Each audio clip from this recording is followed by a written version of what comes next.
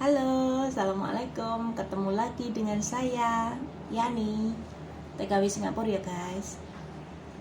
Hari ini saya mau cerita soal saya kerja di Hong Kong. Di Hong Kong dulu ya. Dulu saya di Hong Kong itu tahun 2018. Sebelum ke Hong Kong, aku di Taiwan. Pulang dari Taiwan terus aku pergi ke Hong Kong. Niat hati tuh anakku suruh saya ke Hong Kong saja karena kontraknya cuma 2 tahun. Kalau di Taiwan kan 3 tahun ya guys. Katanya biar sering-sering pulang gitu. Terus aku turutin di sana. Terus saya dapat majikan itu orang Shanghai. Bahasanya pun Mandarin. Kalau Mandarin saya bisa ya guys. Kan emang dulu di Taiwan bahasanya Mandarin. Saya di sana itu jaga nenek umur 82 tahun sama kakek itu umur 92 tahun. Kakeknya masih sehat, neneknya lumpuh. Mereka itu punya anak 2, yang satu di Hong Kong juga, yang satu di Amerika. Tapi anak-anaknya tuh nggak peduli sama sekali. Jadi semua itu saya. Semua apa aja itu saya. Mereka sering marah-marah.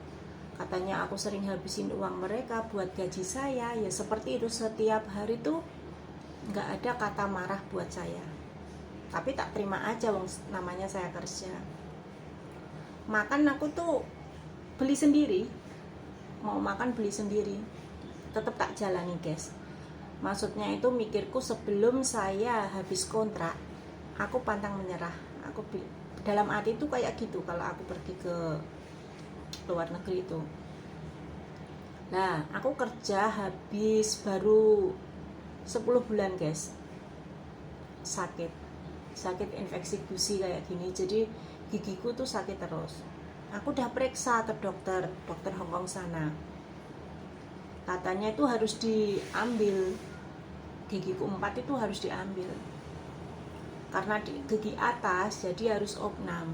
Biayanya itu berapa ribu gitu. Aku sih oke aja. Yaudah, nanti kita paruan aja, aku bilang gitu sama majikanku toh. Majikanku nggak mau. Yaudah, aku minta izin pulang ke Indonesia. Aku pulang ke Indonesia cuti buat berobat. Terus singkat cerita balik lagi ke Hong Kong. Masih setiap hari marah-marah majikanku itu. Sampai pagi ya, pagi hari itu saya mau bikin sarapan buat dia. Dia itu kesukaannya itu roti tawar, terus dilabur sama telur dikocok kayak gitu, nanti terus roti tawar itu dimasukin kayak gitu. Terus minyaknya banyak banget.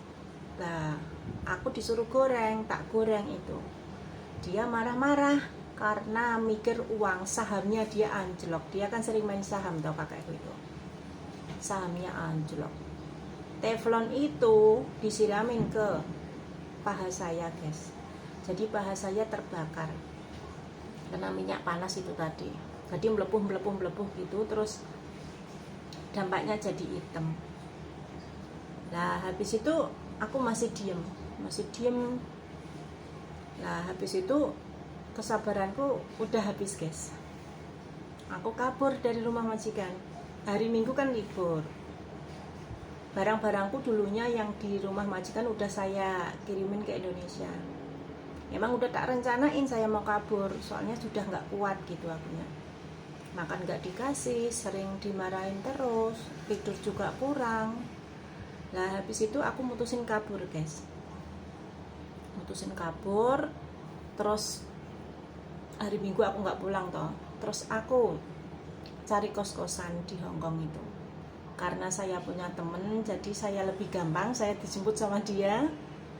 Temen cewek loh ya guys, orang Indonesia juga. Nanti pemikirannya itu cowok gitu. Dia itu cewek. Temenku dari Indonesia, terus dia pun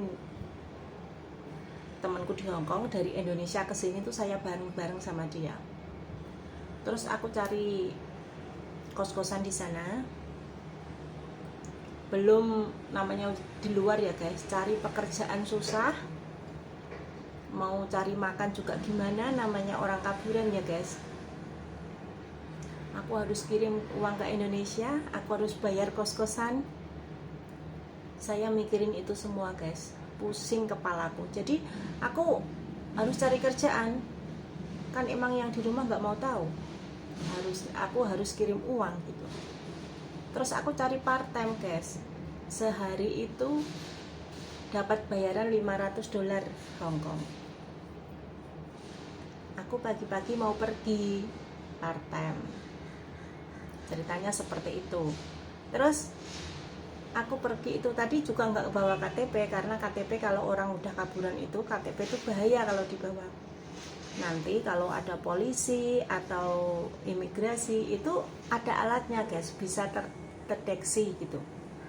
Udah aku nggak bawa KTP aku tak tinggal di kos-kosan. Aku baru teleponan itu, aku pakai headset sambil jalan gitu, teleponan sama temenku. Nah aku baru aja duduk, aku disamperin polisi guys, samperin polisi. Aku ditanyain mana KTP-mu, aku bilang hilang, dokumenku aku bilang hilang semua guys. Dibawalah aku ke kantor polisi. Di kantor polisi aku dipenjara 3 hari. Habis itu aku dibawa ke imigrasi, aku dipenjara 3 minggu. Kalau nggak 3 minggu tuh 18 hari aku dipenjara di sana. Nangis sejadi-jadinya guys, baru ditangkap polisi di penjara itu. Di penjara polisi itu guys, tidak boleh cuci muka, tidak boleh sikat gigi. Bayangin, nggak boleh ganti baju, nggak boleh apa-apa selama 3 hari 3 malam. Bayangin guys, nangis aku guys, nggak bisa tidur. Tapi gimana lagi, wong resikonya saya kabur ya guys. Jadi aku harus terima, memang itunya resiko yang harus saya tanggung. Habis itu terus aku habis ditangkap polisi itu 3 hari udah di kantor polisi, saya diajak keluar. Saya pikir saya mau dikeluarin ya guys, ternyata enggak. Saya dibawa ke kantor imigrasi, di penjara lagi selama 18 hari itu tadi. Kalau di imigrasi aku bisa mandi, bisa pakai pakaian itu, tapi pakaianku sendiri, nggak dicuci, tapi bisa, maksudnya tuh bisa nyuci dalemannya gitu. Terus selama 18 hari itu badanku kurus, nggak bisa dibayangin. Temanku sampai nangis, yang satu kos-kosan itu jemput aku pulang. Aku pulang, habis itu aku pulang, bajuku yang aku pakai semua tak buang di taman itu. Aku dibawain ganti baju sama temanku. Karena di sana kalau udah kaburan, pernah ditangkap polisi kayak gitu, ditangkap polisi pokoknya udah di imigrasi, bisa boleh stay lagi di Hongkong sana. Aku milih stay guys, ya milih stay.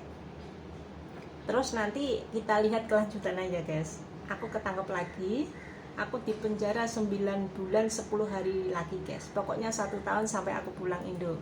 Ikutin lanjutan kisahku ya guys, yang part 2. Karena ini waktunya kurang pas buat saya nerusin cerita, soalnya saya nungguin nenek mandi. Takutnya nenekku nanti udah selesai. Tungguin part 2 ya guys. Terima kasih. Assalamualaikum. Jangan lupa subscribe ya guys, biar saya tetap semangat bikin konten dan cerita-ceritaku selama jadi TKW. Oke, assalamualaikum, terima kasih.